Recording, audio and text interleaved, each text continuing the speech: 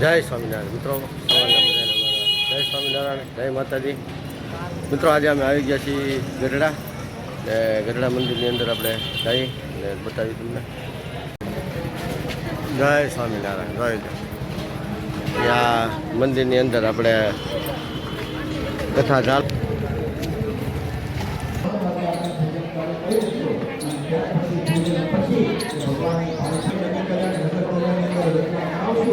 અહીંયા જ છે જો અંદર.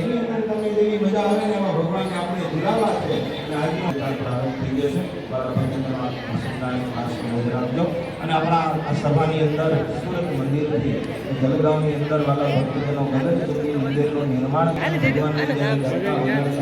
એમાં સદગુરુ સ્વામી પીડી કોઈ મંદિર બાકી હોય પછી વડતાલ ગાદીમાં હોય કે અમદાવાદ ગાદીમાં હોય, કોઈ એવું મંદિર બાકી ન હોય કે જ્યાં ભુજના ભક્તોની સેવા ન હોય. ભુજનો સત્સંગ કાયમને માટે હોય, એના સત્સંગનું પોષણ કરવા માટે ભુજના સંતો ત્યાં દર વર્ષે જતા હોય છે, જેના ફળ સ્વરૂપે હમણાં જ પૂજ્ય વ્યાખ્યાનવાળાના વક્તા ગોપીનાથજી મહારાજનો હરિકૃષ્ણ મહારાજનો મહિમા જે ગાયો છે. ભગવાન સહજાનંદ સ્વામી પોતાના હાથે જે 6 મંદિરોમાં ભગવાનની પ્રતિષ્ઠાઓ કરી છે, ભગવાનના સ્વરૂપો પધરાયા છે. સિદ્ધેશ્વર મહાદેવ હોય, રાધારમણ દેવ હોય, નરનારાયણ દેવ હોય, લક્ષ્મીનારાયણ દેવ હોય, એક કરતા એકનો મહિમા અલગ વધારે ને વધારે છે. પણ ગોપીનાથજી મહારાજની વાત જે આવે, ભગવાનના સ્વરૂપ જેવું જે સ્વરૂપ, જો આપણે ભગવાન સહજાનંદ સ્વામીને પાંચભૌતિક દેહે કોઈએ જોયા નથી. કેટલા ઊંચા હતા, કેટલા જાડા હતા, કેવા દેખાતા હતા, એમના હાથ કેવા હતા, પગ કેવા હતા, શાસ્ત્રોની અંદર વર્ણન સાંભળીએ છે. પણ તાદ્રશ્ય દર્શન કરવા હોય તો ગોપીનાથજી મહારાજના દર્શન કરો એટલે સહજાનંદ સ્વામીની અનુભૂતિ થાય. નરનારાયણ દેવના દર્શન કરશો, લક્ષ્મીનારાયણના દેવના દર્શન કરશો તોય ભગવાન સહજાનંદ સ્વામીના જ દર્શન થશે. પણ ગોપીનાથજી મહારાજનું સ્વરૂપ કંઈક અલગ છે, આનો મહિમા કંઈક અલગ જ છે. તો એવા અક્ષરધામ તુલ્ય આ ગઢપુરની અંદર 5 દિવસ કચ્છના ભક્તોને, સંતોને આ દિવ્ય લાભ મળ્યો છે.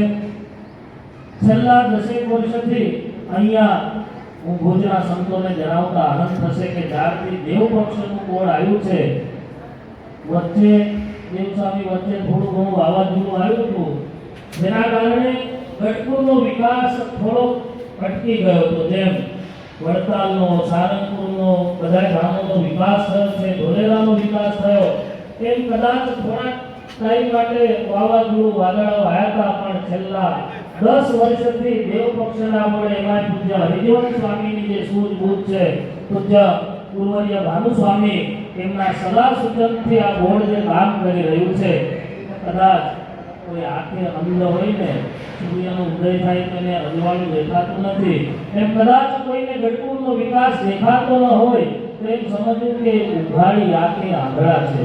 બાકી 10 વર્ષની અંદર આ મંદિરનો જે વિકાસ થયો છે, આધ્યાત્મિક પણ એવો જ વિકાસ. શ્રીનાથજી દેવનું જે મંદિર છે 200 વર્ષે એને હમણાં થશે અને બીજા 1000 વર્ષ સુધી આ મંદિરની કાંકરી ન ખરે, એ સૌથી મોટો વિકાસ આ બોર્ડના માધ્યમથી. આમ તો દ્વિશતાબ્દી મહોત્સવ આવશે ને ત્યારે તમને ખબર પડશે કે હરિજીવન સ્વામીનું, ચેરમેન સ્વામીનું કામ છે ને બધું અમુક કામ ભૂગર્ભમાં ચાલતું હોય છે. એ અમને બધાને અનુભવ છે, જૂનાગઢવાળા બોર્ડને અનુભવ છે કે ભૂગર્ભમાં એમનું કામ ચાલે છે. એટલે દ્વિશતાબ્દી વખતે તમને આ ગઢપુર ધામનો કેવો વિકાસ થયો છે, કે સાંપ્રત સમયમાં ઘણી બધી વાત જાહેરમાં કરવા જેવી નથી હોતી. એટલે આ મંદિરનો જે વિકાસ છે એનું જે સંપૂર્ણ ચિત્ર છે એ તમને દ્વિશતાબ્દી મહોત્સવની અંદર જોવા મળશે. આ જ્યારથી બોલાયું છે તમને પણ લાખ ધન્યવાદ છે.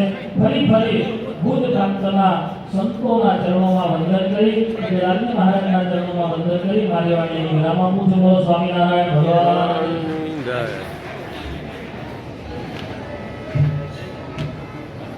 સરસ અદભુત સ્વામિનારાયણ આશીર્વાદ.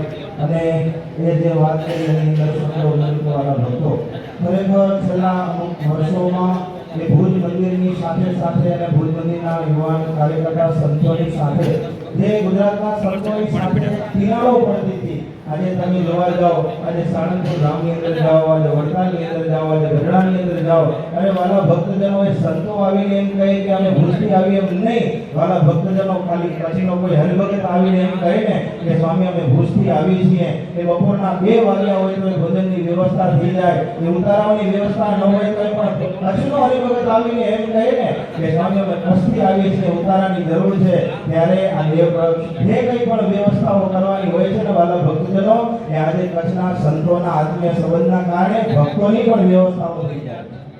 અને એટલા માટે ખરેખર વાલા ભક્તજનો આજે આ સભાની અંદર જ્યારે બંને લાલજી મહારાજ અહીં બેઠા છે અને બહેનોના વિભાગની અંદર જ્યારે માતૃશ્રી ગાદીવાળા જ્યારે પધાર્યા હોય ત્યારે આ યજમાન પરિવાર ખૂબ ખૂબ ભાગ્યશાળી અને અંતરથી એ ગાદીવાળા શ્રીને પણ કહે છે કે તમે અમારા ઉત્સવને પાવન કરવા માટે પધાર્યા, અમારા ઉત્સવની અંદર 4 ચાંદ લાગી ગયા. વાલા ભક્તજનો કદાચ આ પહેલી કથા શ્રી લક્ષ્મી નારાયણ દેવની જય સર્વાવતારી પરાત્પર ઈષ્ટદેવ ભગવાન સ્વામિનારાયણ મહારાજના દિવ્ય સાનિધ્યમાં